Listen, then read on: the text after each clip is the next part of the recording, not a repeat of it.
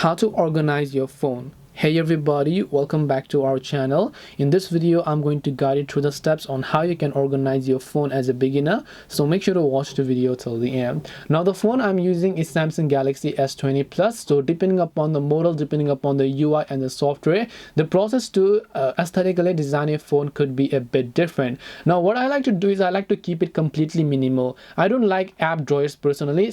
I don't like the home screen apps. What I like to do is I like to have app drawers like this so that I can just swipe up and access the app drawers. I don't like having them on my home screen everywhere and everything is so messed up. I personally just like the app drawers thing. Now the very first thing is choosing a right grid size for your device. Now I have chose I think 7x5 or something like that. Let me check. Long press on your home screen, go to settings and then just go to home screen grid. I have select 5:6. Depending upon your own personal taste, you can choose a particular grid size.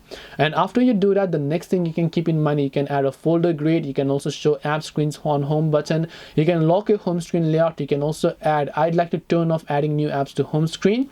Now after I do this, the next thing is icon packs. I personally don't like using third-party icon packs because also one of the things is that my default launcher doesn't support it. I have to use some third-party launcher. That is the reason why I like to stick with my default launcher. The next thing is a widget pack. I'm sure if you're an Android user or an Android user for a very long time, you already know about the KWGT widget pack. So KWGT is the most popular widget stuff that you can use to aesthetically design your home screen, and you can add some other widget packs to it, in which case I'm using Gem KWGT by Ahmed. And here there are many widget packs that I can add to my home screen, and they are very beautiful. And of course this video is not sponsored by this widget or that widget. I'm just choosing based on my own personal taste. Last but not the least, you might want a perfect app for your wallpaper. In that case I have a recommendation, and the name of the wallpaper app is Backdrops, which provides you high quality wallpapers for free. And of course there is also a subscription if you might want that as well.